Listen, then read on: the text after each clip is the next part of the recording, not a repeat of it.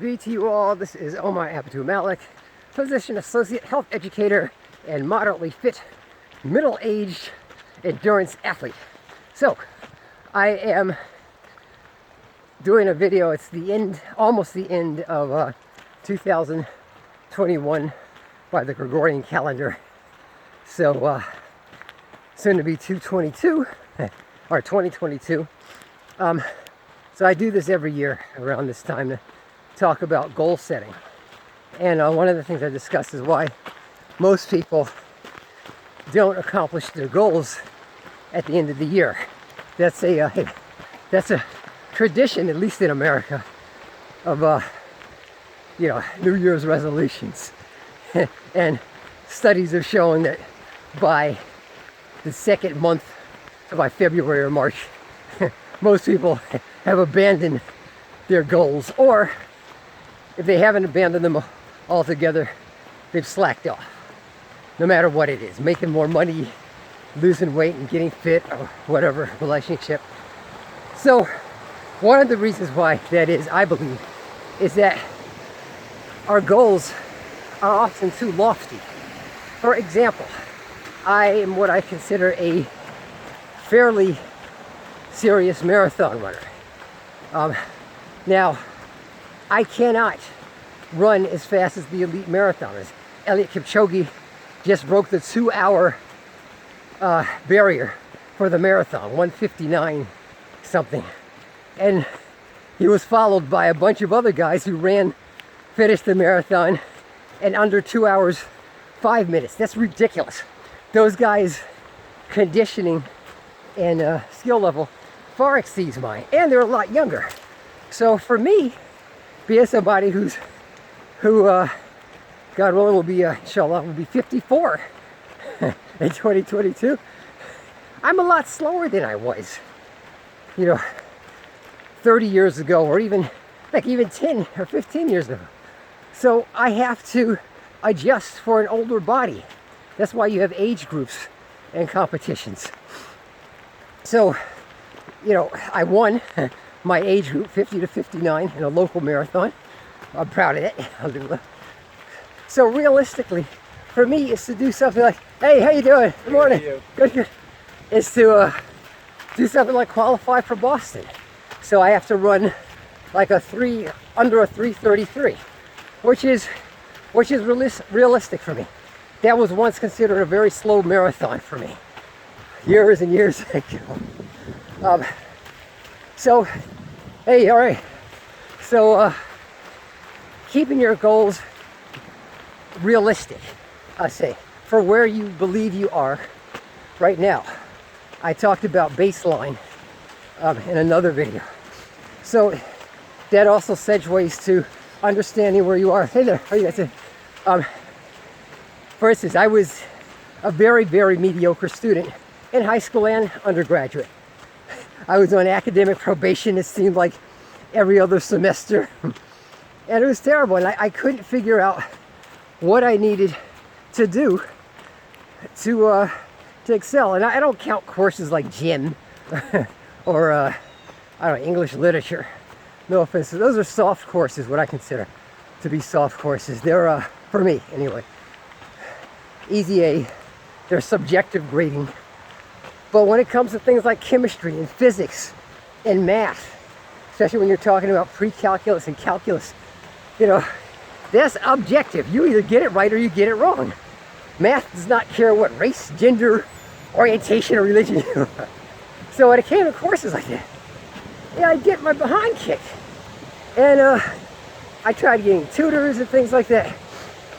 But the fact of the matter is I was not putting the time in. The necessary time for me. I couldn't understand why I'd hear people like in college, dude, I studied for that exam with a hangover and I got a 78. Well, that's cool because with the curve I'll get a B. And here I had studied, but I'd get like a 58, hoping to get a high D or a C minus. And it was very frustrating.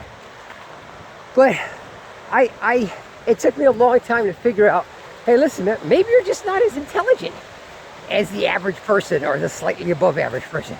which is okay. I understand my baseline. I'm below to average intelligence.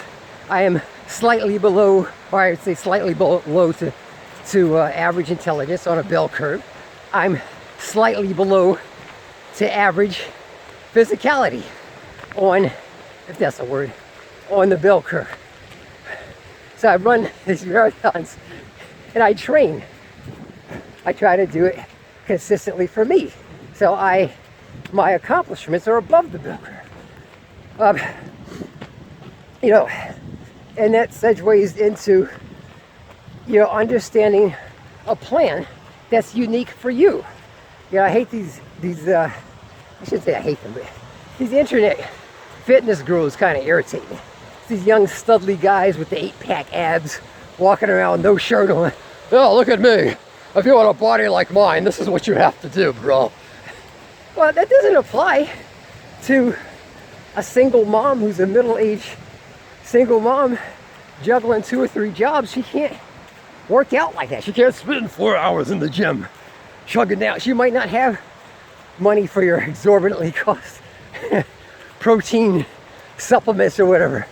Or the middle-aged dude. I'm about to go work. It's a busy hospitalist, man. I did a 12-hour shift yesterday. I'm doing another shift today. It's hard. Whew. But I'm out here. So those guys, they're selling this kind of false promise from their image, saying, oh, I did it, so can you. You might not be able to do what that other person is able to do. But you have got to make a plan that's unique to you. Unique to your lifestyle and your particular body, what your body does physiologically, based on metabolism, creatinine clearance, all this other stuff that those guys do not know about. They don't, I'm sorry. I should say a lot of them. You gotta take anatomy, physiology, pathophysiology, clinical chemistry, a bunch of other stuff, and actually treat patients to understand how stuff is excreted from the body. Whew. Makes me mad. But so you have to have a plan. You know, there's the age-old adage about fail the plan to fail, and it's true. So then I'll say, in conjunction with that, make your plan as intricate as possible. So for instance, if you know that you work, like I work from 11 a.m. to 7 p.m. today, it's going to take me about 40 minutes to get to work. Hopefully there's no accidents or no construction. But it's going to impede my progress. So I got a plan for that. I got to plan this. I'm not running as far as I usually do on this day because I didn't plan to get out the house at 8 o'clock so I could do a 2-hour run. So I could be back to my house by 10 o'clock and be back out of my house by 10:15. You know, I didn't plan for that. I messed up. So you have to do that. Then you can't let anybody, you know, dissuade you from that plan. You know, there's always, if you got to take care of your kids, my wife and I got 4. Thank God they're older now. Alhamdulillah. You have to plan for unforeseen, you know, child activities. You know, they fall down or hurt themselves right before you go to work. If they give you a hug, if you got little kids, they give me a hug before work and have food and stuff all over their mouths. I have to change my clothes. You got to plan for that. So make your plans intricate as possible. Get a planner. If you're not going to use your phone, I use my phone, but I actually like something that I can put my hands on, like paper. So I have an actual planner, yearly planner. It's got daily stuff, daily little squares in it where I put my schedule. And then number 3, or number 4 maybe, reassess where you are on a weekly basis. I'd say on a daily basis. How many of your goals, task-oriented goals, did you accomplish today? Okay, how many of your task-oriented goals did you accomplish this week, this month? And don't be chagrined when you don't accomplish them. Just reassess and reevaluate your life and why you weren't able to accomplish some of them. And then you may have to reorient yourself to maybe you can't get that 4.0. Maybe a 3.5 for you that semester would be good if you're a student. Maybe not getting anything below a C if you're usually a C average student. You know, maybe keeping, okay, a B or better is one of my pre-med friends used to say. Whew. Then, you know, if it's a fitness goal, you know, maybe you couldn't run or doing as many push-ups or whatever as you thought you could. So you reassess. Are you injured? Was that goal too lofty? So that's important, and hopefully that will keep you on point as far as your goals are concerned. Because I'm telling you, as a dude who's pushing the big 6-0, time is of the essence. You don't have all the time in the world.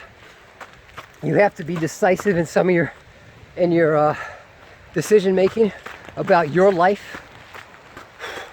And that's really it. I'll talk more about this, Lord willing, in future videos, inshallah.